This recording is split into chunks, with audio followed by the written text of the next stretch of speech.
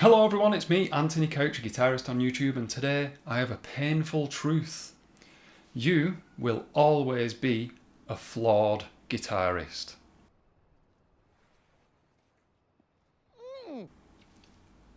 Yeah, it's tough to hear and it's very tough for me to be the one to have to tell you. I feel very mean doing it, but you, me, everyone who's ever picked up one of these things is always going to be a flawed guitarist. This is going to be a tough video to make. I've always known that I'm going to make it, and I thought today is going to be the day. And when I've done it, I'm sure there's going to be loads of things, and I'm going to think, oh, I should have said this, I should have said that. So all I can really do here is get a discussion started with this video, and I need you to take over in those comments down there. What are your thoughts on this? I'm a guitar teacher, I've been a guitar teacher for a long time, so I have a somewhat unique perspective on things. People who contact me, generally speaking, are unhappy with their playing. They want to fix things. So I have a bit of a skewed vision. Maybe there are loads of guitarists out there view themselves as having no flaws, but based on my experience as a teacher and as a player, I would say that most guitarists feel that they have these flaws. Understanding that you have flaws is important for self-growth, but I think it's worthless to perceive this idea of perfection and think that you're going to be flawed all the way up until you reach perfection. No point in thinking along those lines. Now, I'm not going to say something as sentimental as nobody's perfect. I'm not going to do that. Although that is true. I want to be a bit more practical. I'm going to aim to be a bit more practical with what I want to talk about today. I want to talk about why I think people, guitarists, let's get specific, why guitarists take these flaws and really take them to heart and let it hinder the playing and feel really down and have a really negative outlook on practice. I do see this a lot during lessons. I even do this to myself when I practice. Why is that? Well, I think that as musicians, especially the shredders, who have this idea of virtuosity, this attainable goal that you see all the other players doing, of sweep picking and speed picking and all of tapping and crazy stuff, this perfectly attainable goal, and then they're hypocritical about their own playing. And being self-critical is really important for your own playing, because if you're self-teaching especially, you need to identify something that's not going right, work out a way to solve it, and then do that for a few weeks, and there you go. But I think that what comes along with that is the negativity, the negative side of it, that you're playing something and you're only focusing on the stuff that you can't do, which only leads to feeling bad about your playing, thinking that your flaws define your playing, not really thinking logically about the balance of stuff and the stuff that you already know, the stuff that you can already do. You just have this hypercritical view of what you're doing that you don't really, you only reserve that for yourself. You don't think about that for other players. So you have to change the way that you criticize your own playing. It's essential to be self-sufficient, especially for the self-teachers. If you're teaching yourself, you have to be critical, but you can't let it overtake your overall outlook, because you're always going to be flawed. So if you take that with you up until the day you quit playing or you can't play anymore, you're not going to have a nice time. What goes hand in hand with being hypercritical is another essential thing, but what comes with it is this massive negative baggage. You're always moving the goalposts. You set this goal and you work hard and you achieve it, and then you set another goal and then you work really hard and you achieve that, and then you set another goal, and it takes longer because these goals are getting tougher and tougher and tougher, and it takes longer. It's so easy to just fall into a trap of only focusing on the stuff that you can't do. You have to allow yourself to celebrate each goal. Don't lose sight of that. What's the best way of not losing sight of that? Constantly, and I mean constantly, recording yourself. You don't think you'll ever listen to it back, or even better, video yourself on your phone, on a camera, whatever.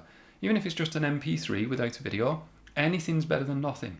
You might not think that you'll watch it back, but years down the line, you'll listen back, you'll look back, and you'll see the massive gulf of difference. If you've been keeping on top of practice, of course.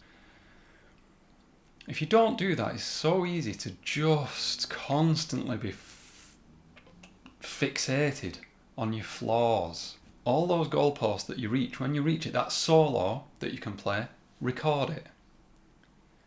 That bit of music theory that you didn't get your head around, compose a song using it and record them. Keep a log so you can look back and you can see the achievement, and you're not just constantly reminding yourself of the stuff you can't do.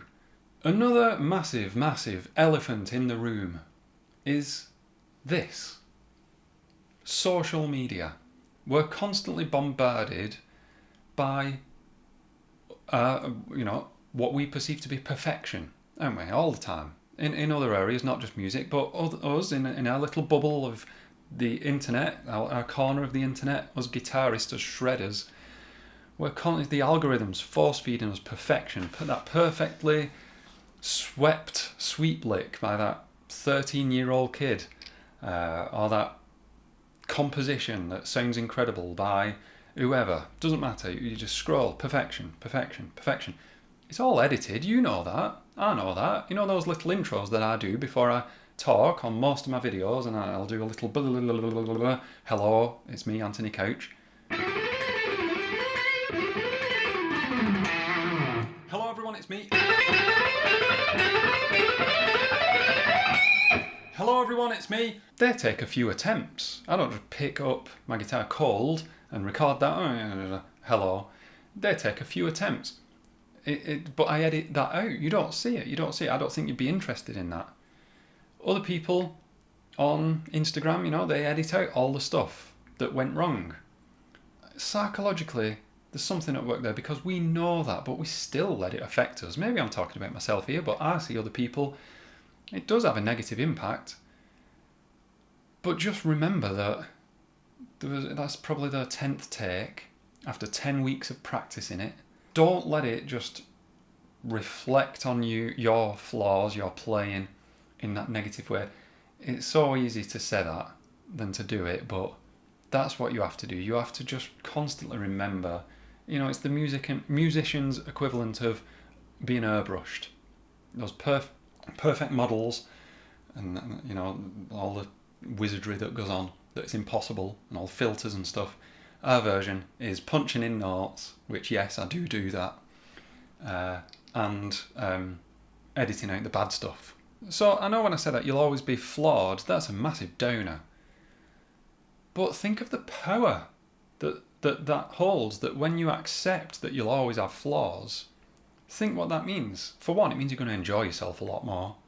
If you accept that what you're going to play tomorrow won't be perfect, that's so much more of a better outlook than going in thinking this has to be perfect because blah blah blah, and then not attaining that, and then just feeling down, putting your guitar away and not practicing.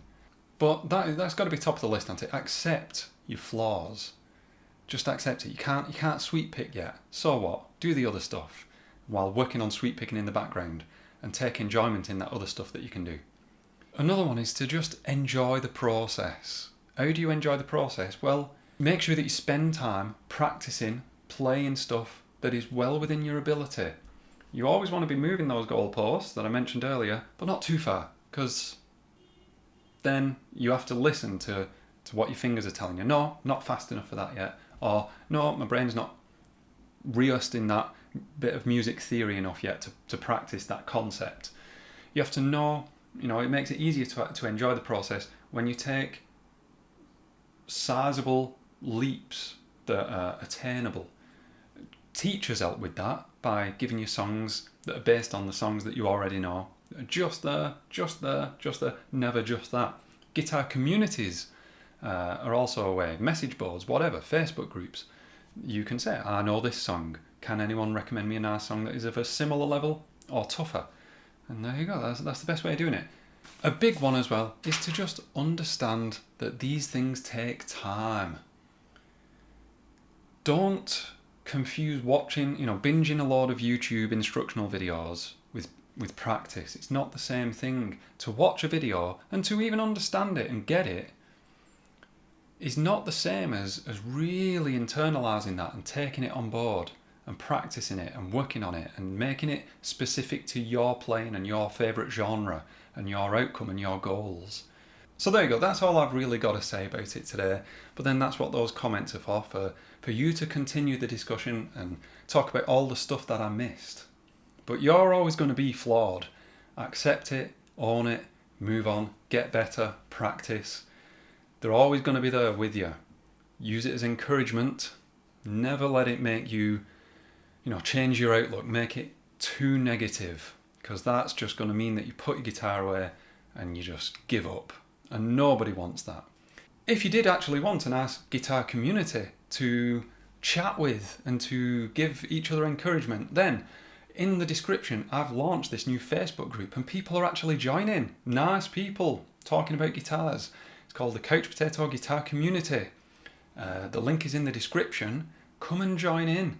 Talk about your favourite guitar. Talk about what songs you're working on. Ask for tips. That's what it's there for. We're the Couch Potatoes. We're going to get better. We're going to help each other get better at playing guitar. Thank you for watching the video this far, if you stuck around. But extra special thanks for I'm not plugged in, but I'm going to give a nice unplugged chord progression to these names popping up over here. Thanks so much for watching. I'll see you in the next video.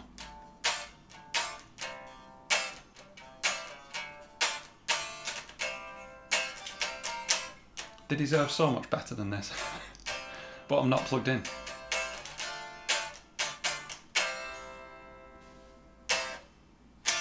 Thanks.